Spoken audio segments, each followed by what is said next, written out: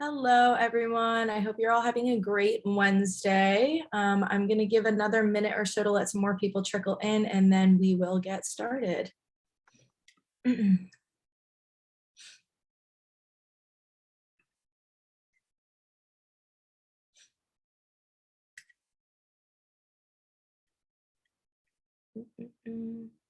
All right, welcome everyone. My name is Carmen and I am the training coordinator at the Temple Small Business Development Center. The Temple SBDC helps small businesses start and grow. We provide free one-on-one counseling and a variety of low to no cost webinars, and we are proud to be a part of the nationally accredited network of SBDCs with over 1,000 centers across the United States. You have joined us this afternoon for how to build a following around your ideas. Sorry about that, had a timer going. A copy of today's PowerPoint and a link to the recording of this session will be sent out to all attendees. And while all attendees have been muted, we encourage you to post any questions in the chat or Q&A. And just a heads up, we will revisit and answer these questions at the end of the session. I now will turn the floor over to Dorie. Well, hello, everyone. Thank you very much for the kind introduction.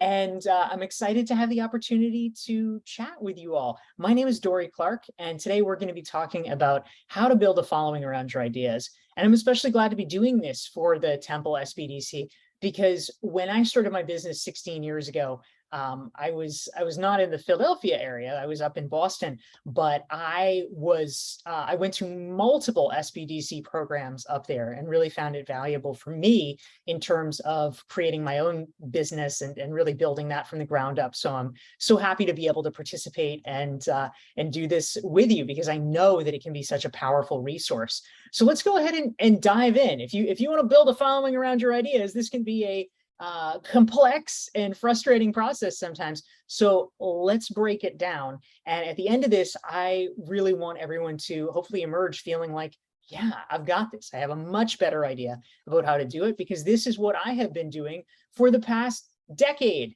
working on solving this complex problem. So let's go ahead. I'm going to share my screen here so you can see my slides, and here we go. And you also, I believe, have the capacity to sort of expand, I think, a little bit the picture of me, so you can kind of balance that with the slides. But let's go ahead and make it happen. So, there is so much emphasis, I think, given in the conversation around entrepreneurship and entrepreneurial issues to the idea of having great ideas, being innovative. We hear this all the time. There's sort of a drumbeat, like, oh, innovation. Yes, I have to come up with the idea that works, the idea that clicks. Well, that's great, of course. And, everybody likes good ideas. But as as an actual business owner, as an actual entrepreneur, it's not just about the idea, right? There's a lot of good ideas, but getting it done, actually making it happen, is what matters in the end. And so the question is, how do we make it more likely for that to happen? And I think we all probably can recognize as well that where we can control things, the way that we'd like things mostly to unfold, is instead of what so often early in our businesses we often have to do, which is just this like pushing, like, oh, everything you do is like pushing it uphill. Getting potential clients to know who you are, pushing it uphill. Getting people to remember what your products or your services are, that's kind of pushing it uphill. And that can be so frustrating. And so it's hard. Part of what makes it hard is frankly just that other people are so busy. Pre-COVID, life was a lot like this, right? It was, people rushing around from meeting to meeting, just racing around. It didn't actually get that much better post-COVID, because we were just racing around from webinar to webinar. So they were still busy. They were still overstretched. And so for people to actually take the time to hear what your business is, or what your services or offerings are, what your ideas are, they just kind of couldn't be bothered because, understandably, they were too busy with other things. So the question is, what can we do? What can we actually do to influence this and to make it so that instead of us having to push so freaking hard all the time, we're actually able to be more like a magnet and pull people to us? How can we create the conditions under which we are able to successfully draw people to us and our ideas? That's the question that we want to answer. And so I actually, a few years ago, I wrote a book. It's called Stand Out: How to Find Your Breakthrough Idea and Build a Following Around It, to really dive into this question and to try to break the process down. So I want to share with you today some of these key things. And as our Temple friends were saying, we are going to definitely have questions at the end. So if at any point throughout, please type it into the chat box and just let us know what your questions are. We'll tackle them at the end, but feel free to type them in at any point, so you don't forget and we don't forget. But so broadly speaking, what I discovered in the course of researching this question of how do you build a following around your idea? How do you get them recognized? Fundamentally, it's a three-step process, right? And it makes sense. Initially, it's one-to-one. It's you communicating individually or in very small groups of people about your ideas, right? You're sort of refining them, you're honing them, you're getting product market fit, essentially. So that's necessary. But of course, if you stop there, you're never going to have a very large business because you will grow incrementally, but not exponentially. What we want, I think most of us, is in fact exponential growth. So that's where we move next into one-to-many. How do you actually share your ideas at scale so more people hear about them, more people know about you and what you do? And then the last piece, which is kind of, where it really gets exciting, is what I call many-to-many, because that's where you're not even involved in the conversation. You've created enough of a phenomenon. You don't have to be in the room. People are talking to other people about your idea. This is where, you get referable, you get virality in people talking about your thing, your product, your service, your idea. So I'm going to go into depth about each of these, and I'm very excited to share them with you. So let's start with building your network, right? The kind of one-to-one, pressing the flesh that I think a lot of us do and have to do as small business owners. So just at a very literal level, one sort of tactical thing that I've discovered is when we are meeting people, we either, we're meeting them for the first time or we haven't seen them in a long time, right? Which for many of us is probably the case. You're probably, there's probably a lot of people that maybe you haven't seen or connected with since before the pandemic, and now finally people are starting to emerge. And so something that happens quite a lot is you're meeting somebody or you're seeing them, and there is always a question, right? Literally, people always ask you one question. We know it's coming, which is, so what have you been up to lately? Right? We know that some variation of this question is going to happen at the cocktail party, at the networking event, at the conference, wherever. And this is, if you want like a takeaway, if you want a tangible, tactical takeaway here, here's one for you right now at the start. So you can already, 7 minutes in, feel like, yes, I got some value out of this. Here we go. Here's the takeaway. Prepare for that question. For so many of us, it's crazy. We know the "what are you up to lately" question is coming. We know it's coming, and yet we don't prepare. And so on the fly, we come up with some dumb answer like, "Oh, same old," or nothing much, nothing new, right? This is a wasted opportunity, because this is the time when other people legitimately are asking. You're not bragging, you're not tooting your own horn. They are legitimately asking you a question. What are you up to? We need a good answer. And so this is a place where if you have something you're working on, some idea, some project, some new initiative, you can tell them about it. So prepare in advance for that question so that when you have the opportunity handed to you on a silver platter, you are able to share it with people. That is a really good starting point. Another one that I think is important actually comes from some really interesting research that's been done over the years, largely by Ronald Burt at the University of Chicago. And Ron Burt is the expert in a science known as network studies, network science. And specifically what they are talking about here is, this is not like social networks on Facebook, although, I guess that could be a part of it, but it's about your overall social networks and how it ties into work. And what they discovered, they were very interested in answering the question, what is it that makes someone indispensable at what they do? This is a really interesting question, right? I mean, one of the very best ways to build your business and get successful in your industry or in your community is to become an indispensable person. So what does it look like? Well, it turns out that part of this becoming indispensable in your network involves being a hub. And here's what this means. They did an exhaustive big data analysis of people and who they talked to, who they met with, and what they attempted to do is kind of cross-reference it with performance evaluation so they could see, what do the networks of the best, most successful people really look like? And what they discovered is that for most people, frankly, their networks look like the little tiny dots out in the perimeter, right? They didn't talk to that many people. They just kind of did their thing. They sort of, kept filing away, doing their thing. And that might be enough for them to, sort of not get fired, but it was not enough for sure for them to become indispensable. What makes someone indispensable was actually being at the center of a network, the big dots that are connected to lots of places. And the reason for that is that when you are a hub, you know lots of different types of groups of people. And so you are able to become the person who transmits that information to others. Interestingly, this is not about knowing information and then hoarding it.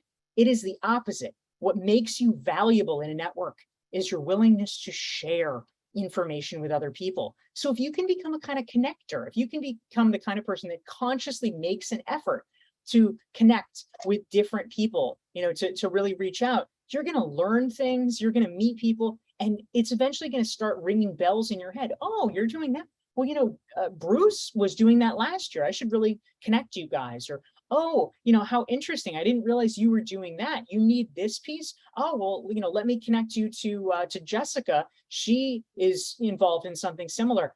All of a sudden, you become indispensable to the network because you know things that other people don't, and you're willing to share that knowledge. This is a really powerful thing as you think about, becoming a staple of your local community or your industry.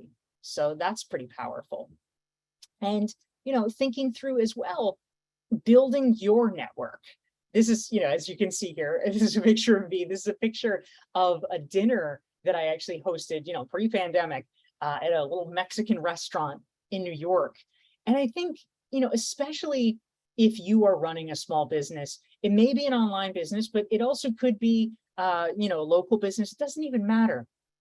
But thinking about how you can become a host and how you can become an organizer is incredibly powerful because, frankly, most people don't think that way. Most people wait to be invited. They wait to be invited by other people, and then they get disappointed when it doesn't come. But my mom actually said something, when I was a little kid that has really stayed with me, which is the best way to get an invitation is to give an invitation. And so if you would like to have a sort of tighter community, if you would like to know more people, start inviting people out. They will often be incredibly appreciative. And now, obviously we know COVID is still getting sorted. Things are opening up a little bit, but it varies in different places. There's waves, whatever. You could do this online too. Does not have to be in person, although it's great if it is. But bringing people together for a dinner, for a lunch, or even for Zoom cocktails, which I did for an entire year during COVID, is a wonderful way to be able to get like-minded people who should know each other, but don't, to make those connections, or to deepen groups that know each other only lightly. The amazing thing is that you'll actually get credit for it, and they'll be really pretty grateful. So, those are some initial ways that you can begin to sort of build the one-on-one or small group connections where, you're talking to people, you're telling them about, who you are, what you do, what's your deal, what are you excited about, what's the thing you're launching. It all starts with the kind of one-to-one because, we have to start somewhere. You need people to know about it. Also, some of these people may actually have really great ideas or really great feedback for you that helps you sharpen and improve the idea, which is another, positive benefit as well. So that's cool. But now it's time to kind of take it to the next level, right? Which is building your audience. This is one to many. How do you start? Once you're feeling pretty good, you've talked to knowledgeable people, you've gotten the feedback you need, you feel like, oh, this is actually getting pretty well received. I think this could be a thing, right? How do you get more people to know about it? How do you share your ideas at scale? This is the one-to-many question. So let's dive in. So this matters, right? First of all, because if you're just sharing your ideas with individuals, with small groups, again, that's fantastic. And you can build a strong business that way. Absolutely. I mean, especially if you're selling something that is, sort of high priced, bespoke, whatever, there may be just a tiny community of buyers. And so if you happen to be friends with all of them or know them, then, great. Okay, that's terrific. But I imagine that for most of us, it actually would be beneficial if more people knew who we were, right? If we could somehow get our ideas out to the rung beyond it. And maybe it's because you're growing a business and you know what? You might actually like to hire some really good people. And wouldn't it be great if the right people came to you and said, gosh, I'd like to work at your company? That would be pretty amazing. Also, some of us might be limited in some ways by the people we already know. I think about myself.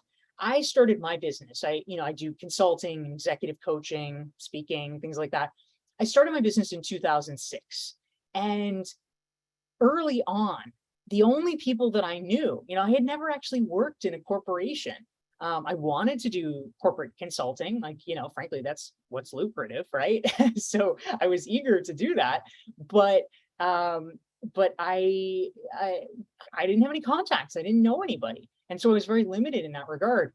And I realized that if I ever wanted to break into corporate consulting, it would take me years, it would take me decades to be able to do that. If I was just painstakingly trying to get referral, right? That would be very hard because people know people like themselves. All I knew was people in the nonprofit world, people in the political world. They didn't really know corporate consultant, corporate opportunities either. So somehow though, if I went one to many, if I was conveying my ideas at scale, it made it a lot more likely that the right people could find me and come to me. This is the pull mechanism rather than push that we were talking about. So I set myself this goal. I said, how can I make it so that I'm attracting, sort of like a lighthouse, right? How am I attracting the right people to me? So there's a lot of ways, fortunately, you can do it. And this guy I'm especially proud of. I featured him in my book, Standout. See, a little prop here, my book Standout. I'm proud of him, especially because he started as my employee. His name was Mike Leiden, and Mike worked for me for just a year, in between college and grad school, but he was really great. He had a very clear vision for himself, which is that he wanted to go off to grad school and become an urban planner, which is what he ultimately did do. Today, he has this very successful urban planning firm. But what really impressed me about Mike and why I wanted to tell his story in Stand Out is that he started, and maybe some of you guys can relate to this, he started his business at probably the most inauspicious time you could ever imagine, which is early 2009. Now, urban planning, as you might imagine, right? Who pays for urban planning? Well, municipalities do, cities and states. They were hit incredibly hard by the recession of 2008. So there was just like no money to be spent. This was a really difficult time to be launching a business. And yet he did it.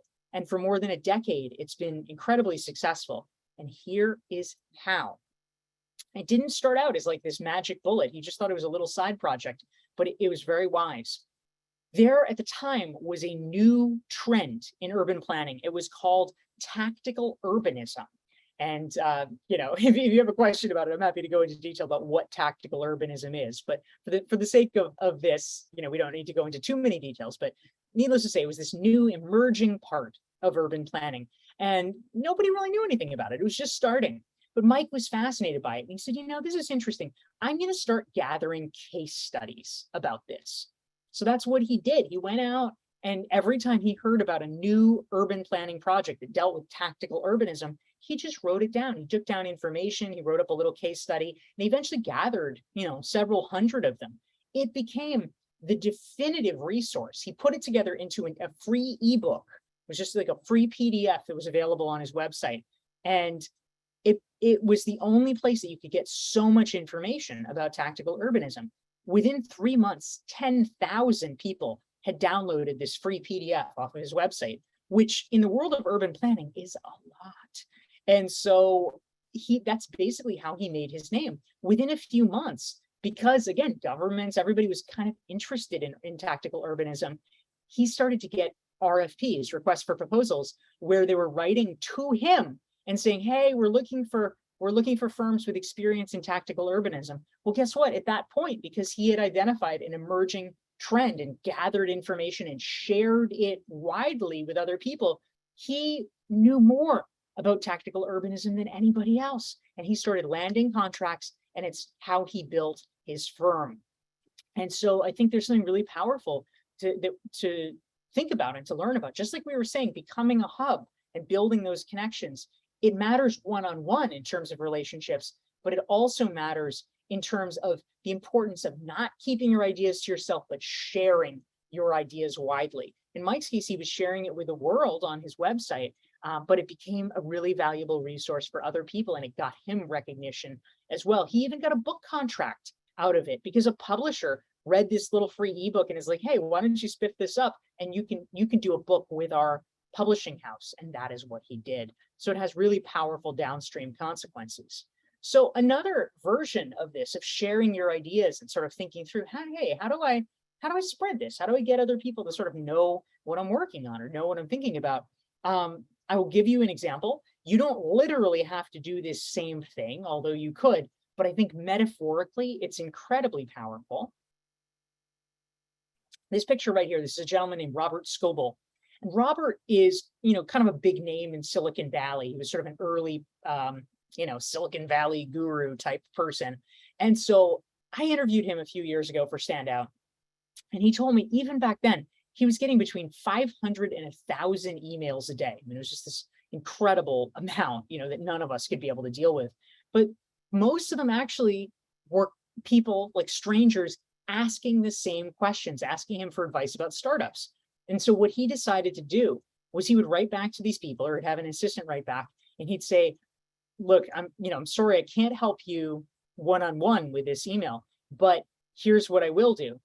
If you post a question on Quora, which is a question and answer website, Quora, I will answer it there. And so that became the place that he was publicly answering questions. This solved a lot of problems, right? He was able to answer a question once, and then anytime somebody else in the future had that question, he could just email them the link. Easy, right? You do it once, you don't do it 500 times. Number two, it increased his discoverability, because there's a lot more people that were searching for answers on the internet than there were people emailing Robert Scoble. So his wisdom could get disseminated, and it made it so that he became a definitive go-to resource that everybody recognized. So the question that I have for you, as you think about your idea, your knowledge, all the things that you've been, gathering in your head, right? The expertise you have in your business, how can you put that out into the world? How do you make your best ideas discoverable? In Robert Scoble's case, it was writing on Quora. In Mike's case, it was, creating a PDF ebook that he shared. There's a lot of ways to do it that, they don't involve money from you or anything like that. These are low-key things you can do, but it becomes very powerful because it means the right people can find you. And that's how you're beginning to speak to many, one-to-many, rather than just one-to-one. What are some other ways? Well, of course, we know that writing articles is a big popular way of doing this. And you don't necessarily have to do this for a big name publication. That's great, of course, if you can break in there. But Medium is a place, like LinkedIn, Medium is a place that anybody can write for. Thrive Global is another one. It is open, open submission. You see this guy here, I mean, he's, knowledgeable guy. We see one follower, right? It doesn't matter. Even if there is one follower, you post your article and people can find it. You post your article, and the next time someone emails you asking a question about it, you can send them that article. Making yourself publicly discoverable is one of the most powerful ways that you can begin speaking to audiences and building an audience for yourself. Again, doing things like writing for a Medium or a Thrive Global, or like a local newsletter or something like that. It's also part of what is known as a ladder strategy, where you kind of ladder your way up into more and more prestigious publications. Jennifer Fondreve who wrote this one, she's a client of mine. She's part of an online community that I run. And, so super proud of her, but she was able to ladder her way up into doing this piece about her area of expertise on mergers for Harvard Business Review. So, whatever the sort of publication, the key publication is in your industry, in your town, whatever, you can work your way up to it by, starting small, starting by writing an article for Medium or what have you, and just, practicing, getting comfortable doing that. Also, speaking is fantastic for people who are comfortable doing that. It's not mandatory. There's a lot of people I know who hate public speaking for sure, but if you are someone that actually feels okay about it, this is a fantastic way to spread your ideas. And I want to give you specifically this example. You can see here, this is a woman named Liz Kislik.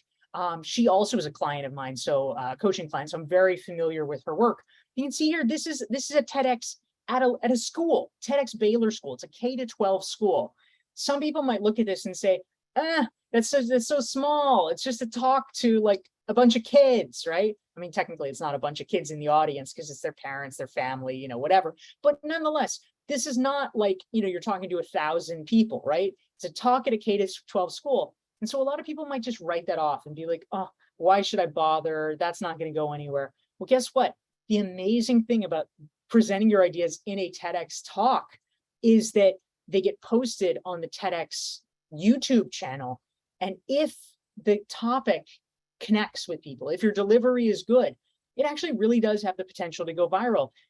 You see here, as I took this screenshot, Liz's talk had 182,000 views. It now has, I think, either close to or over 400,000 views. Has Liz gotten business from this talk? Yes, she has. Her talk is about, why there's so much conflict at work and what you can do about it. She's actually gotten people out of the blue who have seen her talk and said, what you talked about, that's what my company needs. And so it's really become a business development tool. So again, sharing your ideas, making yourself findable is an amazing way to create this sort of one-to-many dialogue, building your audience out there.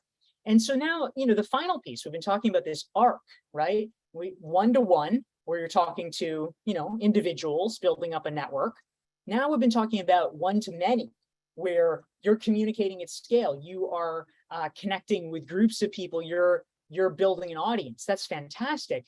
Now we turn to this question of many-to-many. How do you actually, hopefully, get people to buy into what you're doing so much that it feels like it's their idea? They get passionate about it. They begin talking about it even when you're not in the room, right? That they're so excited about it. I think about examples like my mother, for instance, has gotten, oh my gosh, like off the deep end excited about Duolingo, the language app. Some of you may know it or use it. It's a very popular language learning app. She's trying to learn Spanish.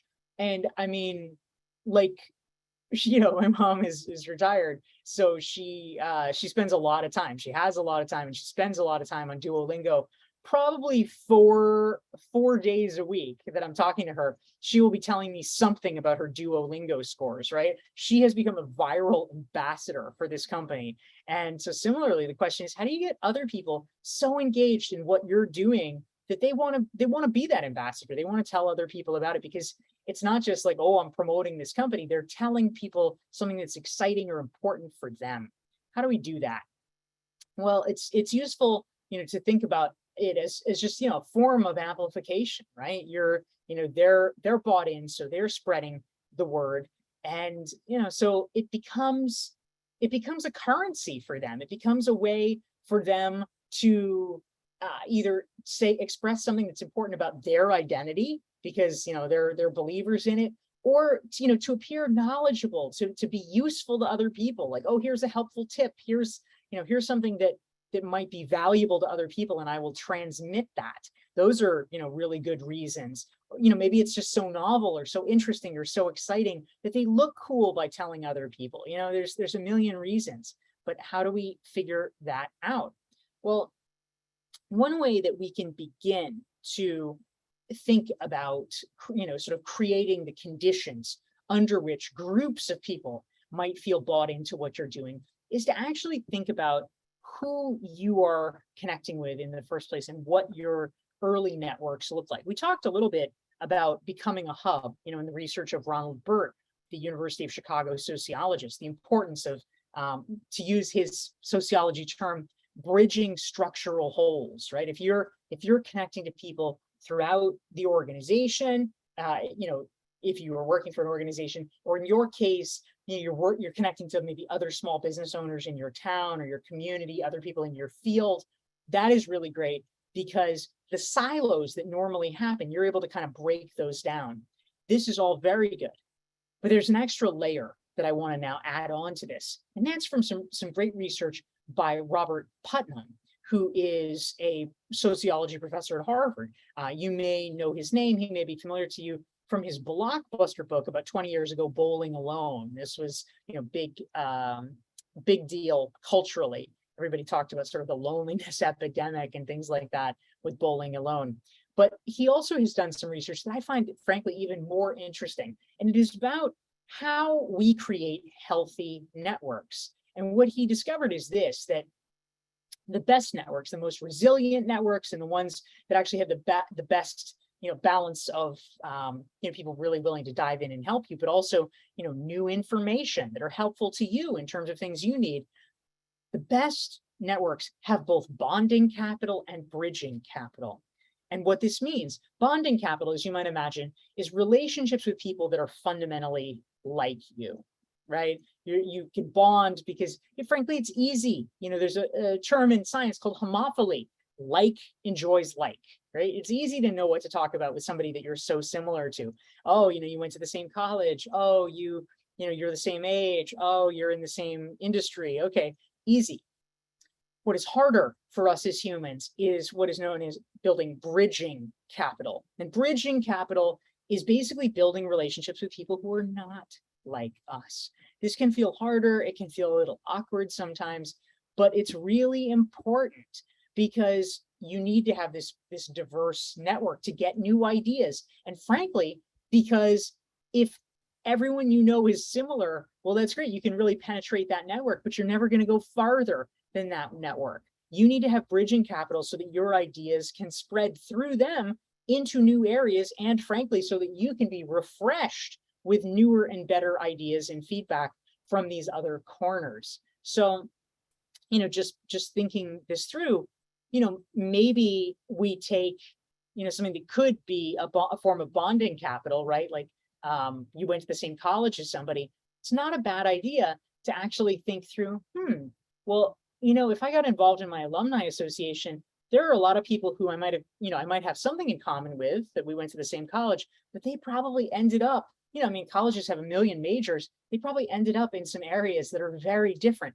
geographically different, and different in terms of like what they do professionally now. Maybe that can be a way that you can use bonding capital to get to bridging capital.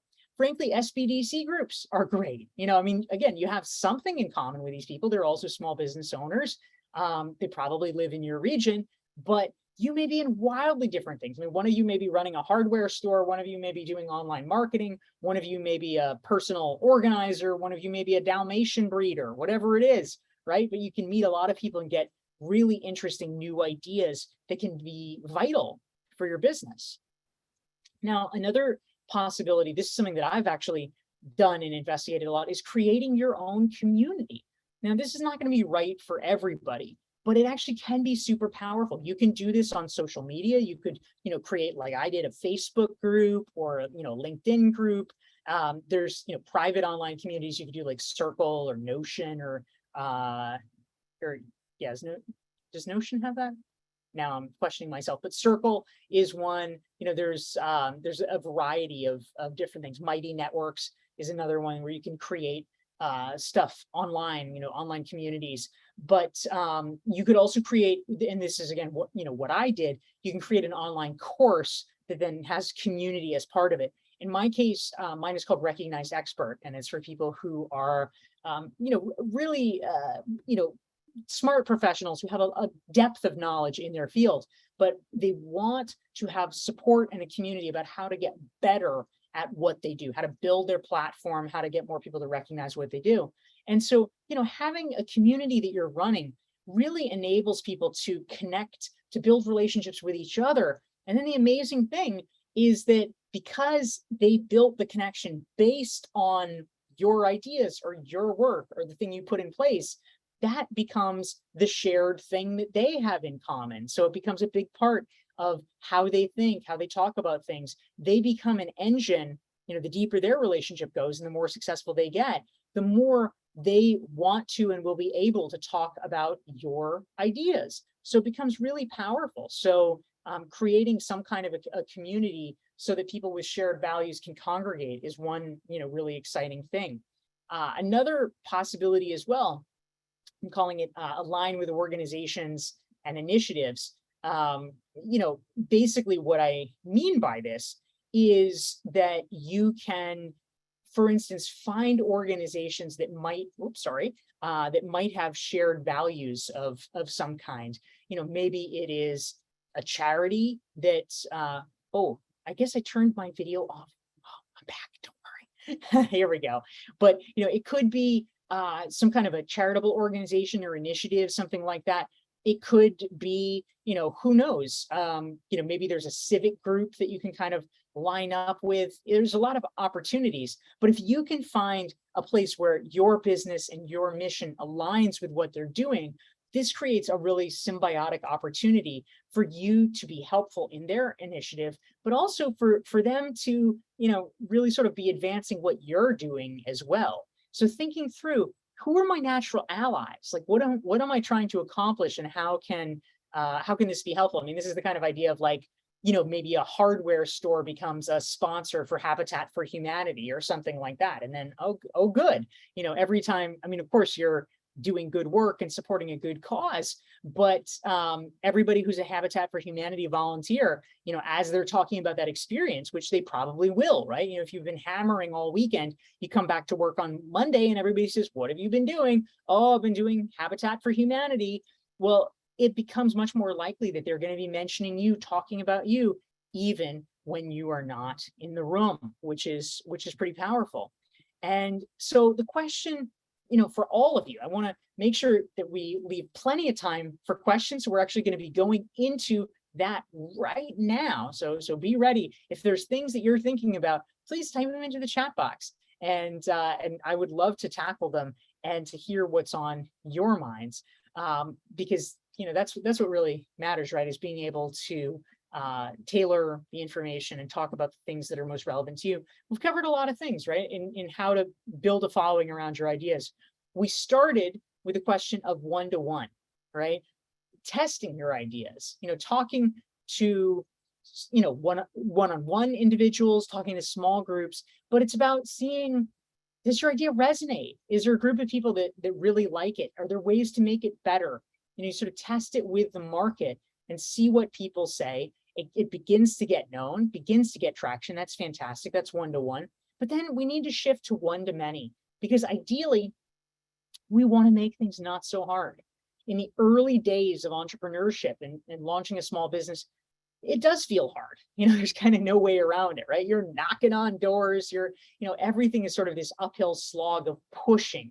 Oh, hi, I'm Dorie. Here's what I do. Here's my business, blah, blah, blah. Will you buy from me? It can feel kind of demoralizing to have to do that much pushing. So eventually we want to change the dynamic so that it becomes pulling, that we're pulling people in. And when we start to communicate as one-to-many, right? As we start to talk to people and share our ideas at scale, whether we're giving speeches, whether we're, volunteering to do presentations, whether we are writing for, high profile publications, or even just, writing on our, writing articles on LinkedIn or writing articles on Medium, something like that. But it's making ourselves discoverable to a wider audience. That becomes an incredibly powerful tool in attracting the right people to you so that you don't have to do so much heavy lifting all the time. And then we go to the final piece, which is many to many, which is how do we sort of embed ourselves and our ideas and our work in a community of some sort, so that people are having conversations and, maybe we've set the tenor, we've sort of facilitated that in some way, we've brought them together, but we don't have to be in the room. It's not us all the time being like, hey, look at me, look at my ideas, because that gets old too, right?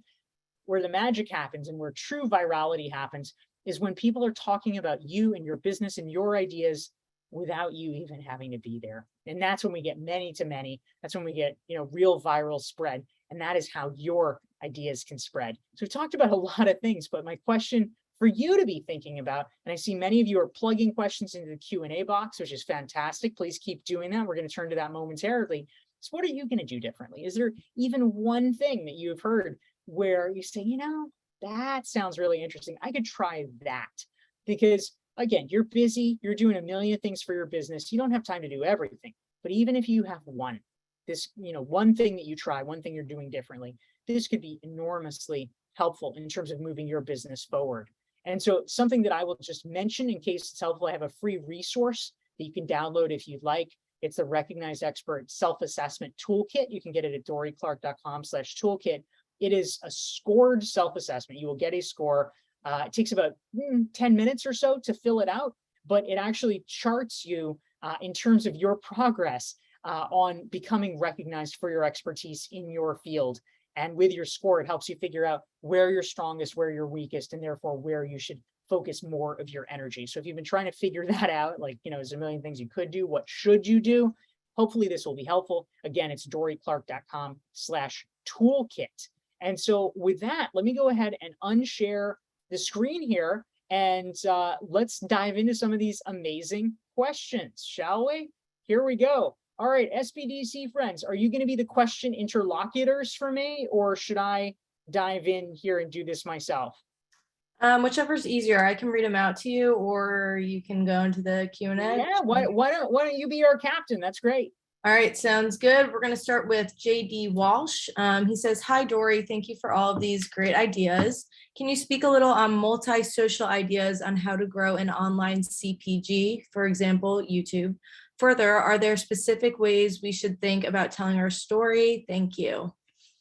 All right, JD, thank you very much. So let's see, when you say multi-social ideas on how to grow an online CPG, that's consumer packaged goods, for people who may not be familiar with that abbreviation, for example, YouTube. So I'm assuming, this is kind of basically a question about various forms of social media and what might be most effective. I will answer that. And JD, if you are looking for something else, please feel free to dive in and tell me.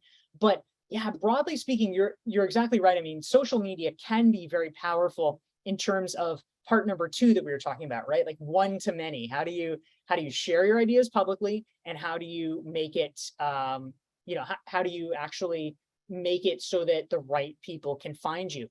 So I'd say the starting point, of course, is where making sure we know where our audience is, and that we're clear on that, because that's the place we want to fish, right? Is where the fish are. This is going to vary based on the business you're in. For mine, which is, like for professionals, again, I do consulting, executive coaching. LinkedIn is where it's at. That's where I spend the most time. If you are CPG, consumer packaged goods, LinkedIn's probably not it. I mean, you might want to spend some time there in terms of recruiting, for instance, or talent. But if you're really thinking, how do I reach my customers? Then depending on the age group of those customers, if they're a little older, maybe it's Facebook. If they are a little younger, maybe it's TikTok or Instagram or something like that. And so making sure that that's where we're spending our time. I think another important issue is just making sure we're not overextending ourselves, because it's very easy for people to feel like they have to be on all the channels. It can be extremely overwhelming. And that's how we end up with people sort of burning out and then not doing anything on social. Is like, oh, I can't keep up with 5 different things.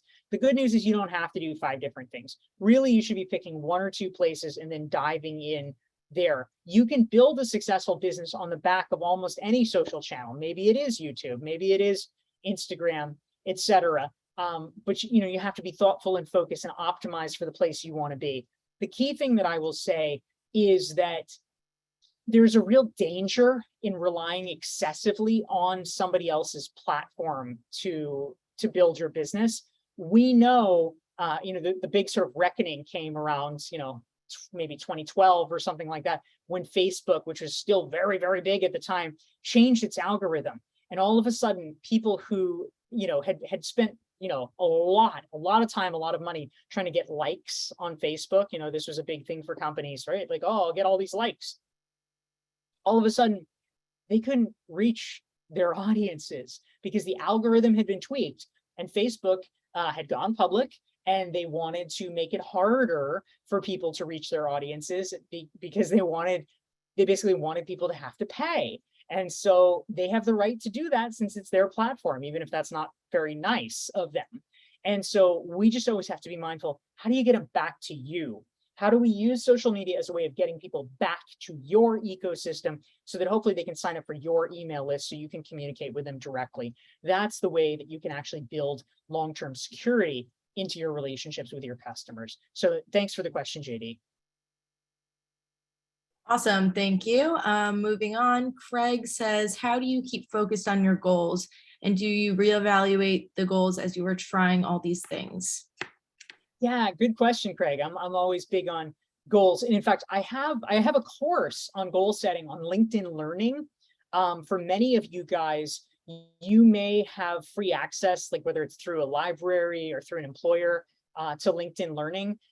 If you don't, it's actually pretty affordable. It's sort of like I'd call it like a Netflix kind of thing. I think it's maybe $30 a month, but it's like you pay a reasonably low fee and then you get all you can eat access to the courses. But I have a course on there about defining and achieving goals. So I'll just mention that as an additional, fairly low cost resource. It's totally low cost if you already have a LinkedIn Learning subscription.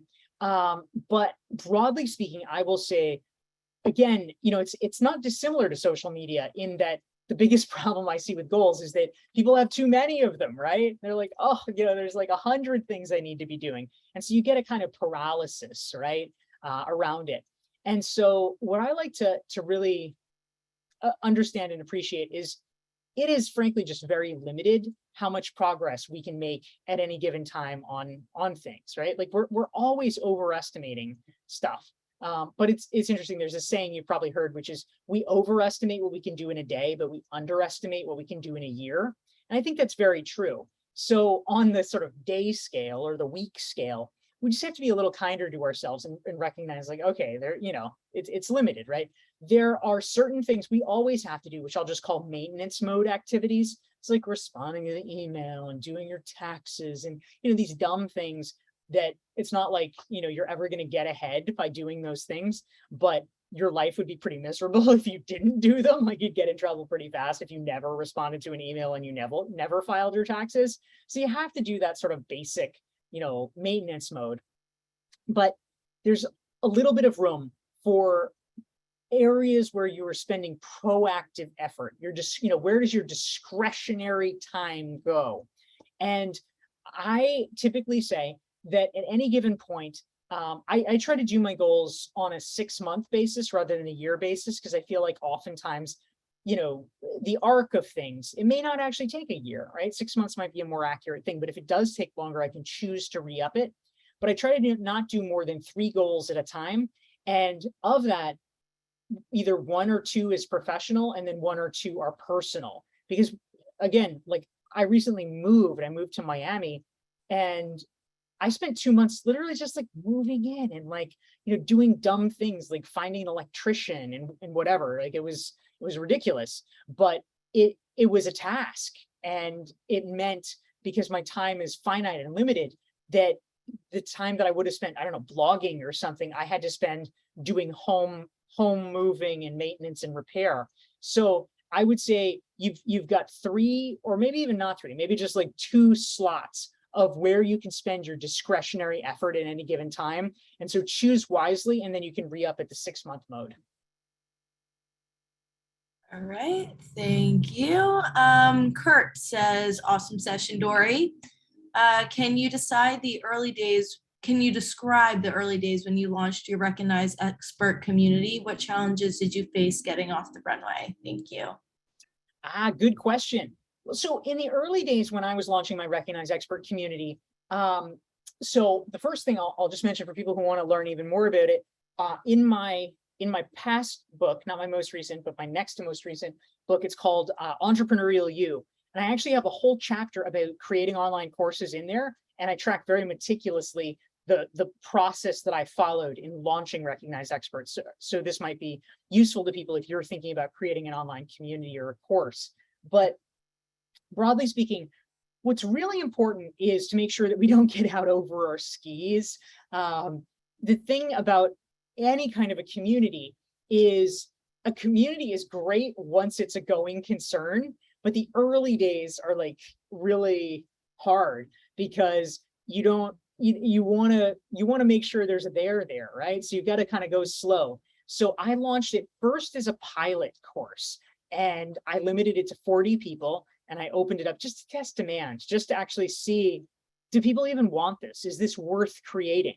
Because if like 2 people had registered, I probably would have just refunded their money and scrapped it. Because honestly, that can happen sometimes. Sometimes we know what our audience wants. We hope we do, but sometimes honestly, we don't. We just make a mistake, or we're interested in something different than they are. So running a pilot before you sort of promise a big thing or spend a huge amount of time is very important. Interestingly, also, I did not have a community component initially in the course. The way I ran it as a pilot was I did it as a series of 6 weekly webinars, 6 weekly 90-minute webinars that I just did live on Zoom with people. And I thought, okay, that's it, and they could kind of get to know each other a little bit during the live Zoom sessions, but that's all we were going to do. But then the members of the course actually wrote to me because, I was asking them for feedback because I was developing the course, and they wrote in and they're like, we'd really love a community. We'd really love a way to connect with people. And so at the time I launched, it was 2016. Facebook was really kind of, the place. A lot of other vehicles for online community had not yet been launched or invented. So, per their request, I launched it on Facebook. Nowadays, there's a lot of people that are like, I don't like Facebook because of X or Y or Z. But, I launched it there because I launched it there because at the time, that is what people wanted. But it was interesting. I mean, that was a direct response to listening to what the community requested. So I think having an attitude of co-creation and just, being willing to say, oh, I hadn't thought of that, but that does seem nice. Let's try it, can be very powerful. Awesome. Moving on to Christopher. This is great info. I really like the way you codified the different levels of networking and their relative values. I'm curious about about your advice on how to share ideas that may eventually be for the basis of IP that could be patented. Public disclosure invalidates patentability after 1 year. What do you suggest? This is a good question, Christopher. And I have to say that, I think the word was public. And I think the public disclosure invalidates patentability after 1 year. So, okay. The realm that I am most familiar with is the realm of, leadership, marketing, things like that, where things are just profoundly unpatentable. Right? Like pretty much everything has been said before. So if you, for instance, Christopher, are like, you know what, I'm an aerospace engineer and I'm patenting a new, wing formation for the 737 or whatever, like, yeah, you probably shouldn't be talking about that publicly. You should probably just be like patenting that sucker and talking to lawyers and doing what is appropriate. So if it is something that really can and should be patented, I would speak to attorneys about the best way to do it. But for most things, honestly, whether if you're a leadership coach, if you run a spa, if you are, I don't even know, you own a pub, whatever, none of that's patentable. If you have something like really distinctive, you can trademark, a name of your program or something like that. I trademarked earlier this year the name Recognized Expert, but also I had been, in order to do that, you have to show that you have been using it. And so I had been using Recognized Expert for 5 years before I started the process of trademarking it. So, it's not, sometimes people are like, oh, I have to do that right away. It's such a brilliant idea. But the truth is you often want to wait a while to see if it sticks, to see if anybody actually uses it, if it turns out to be a thing, before you spend the money, because it can be multiple thousands of dollars to trademark it. But for a lot of these things, like the work that I do, I mean, I have a different way of saying things. I have a different way of approaching it. I may have sort of a different sort of format, but I am not really worried about somebody ripping me off per se, in the sense that in general, the best way to get your ideas out into the public domain and claim ownership for them is by getting them into the public domain. So for instance, Sheryl Sandberg wrote a book famously called Lean In. If I was suddenly going to say, hey, everyone, I have the most amazing idea about women's leadership, I call it Lean In. It's not that Sheryl Sandberg needs to have like a trademark around that. It's just, at a certain point, people would laugh at me because they're like, I think that's already been done, and you would look like a loser. So I think oftentimes the battle, again, for things that are like not technical innovations, but the battle for ideas is about just be the most visible person, be the most vocal person. And then anytime somebody else tries to swoop in and copy you, they're going to look ridiculous, because everybody's going to be like, that was Dorie's idea. And they will get mad on your behalf. Awesome. Moving on. So is it a good idea to post the same article on your website and share it to Medium or some other platforms?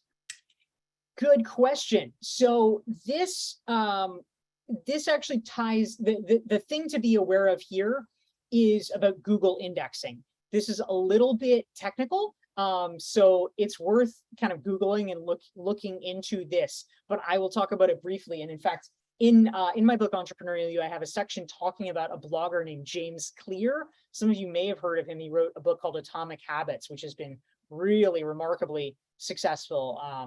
It's sold, I think, something ridiculous, like 8 million copies.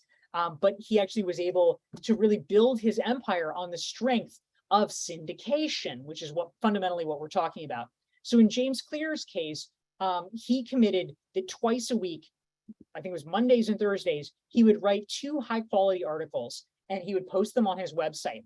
But then he reached out to publications, business publications, whatever, Entrepreneur or Business Insider or whatever it is.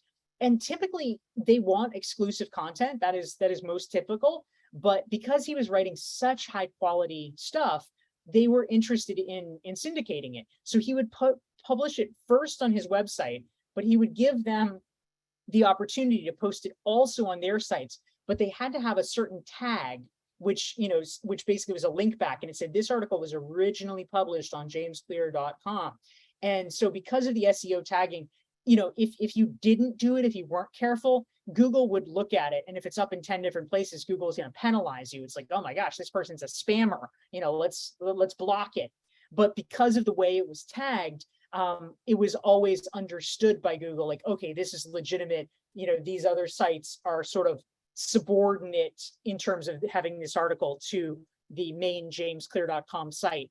And as a result of that, he was able to get a lot more eyeballs on his material. He was able to get a lot more email signups, and he's now built this email list, I think, of like more than 1 million people, which is bonkers. And that's a big part of how he was able to get so much momentum around his book, Atomic Habits. Okay, thank you. While we have a second here, I'm just going to jump in. I posted a link in the chat to a survey. It takes less than a minute to complete, and it is required by our funders. So if you could just let us know how we did today, we really appreciate any and all feedback. And the last question I see in the Q&A says, I have hosted a few Zoom happy hours using my email list, but the same small group of people attended. How can I have a more diverse group of people? Great question. My quick answer, number one, you could get a co-host. So you could actually identify, some colleague and have them invite their friends too. And that way you can kind of cross-pollinate. Another possibility is, instead of issuing a general invite to your list, you could make a more targeted invite list and say, again, the same people often will sort of be the ones to respond. You know, they're the ones who are like raising their hands, like, oh, I saw it on the email. Yeah, let's do it. But if you take the time to send a personal email, like, oh, hey, I'm curating a group on Friday, and I'd really love for you to join because of X, Y, and Z. I think you'd benefit from talking to so and so. That might actually stir up more people who are willing to dive in and say yes, even if they wouldn't have proactively raised their hand just by seeing it on a list. So it's great that you're hosting the Zoom happy hours. Props to you on doing that. So I think we're just about at time. I'm going to hand it back momentarily, but I just wanted to thank everyone for tuning in. It's a great opportunity to talk with all of you. Again, the resource that I mentioned is the Recognize Expert Toolkit. You can get it at DorieClark.com/toolkit. And hope it's helpful to you. Look forward to staying in touch. And thank you, Temple SBDC.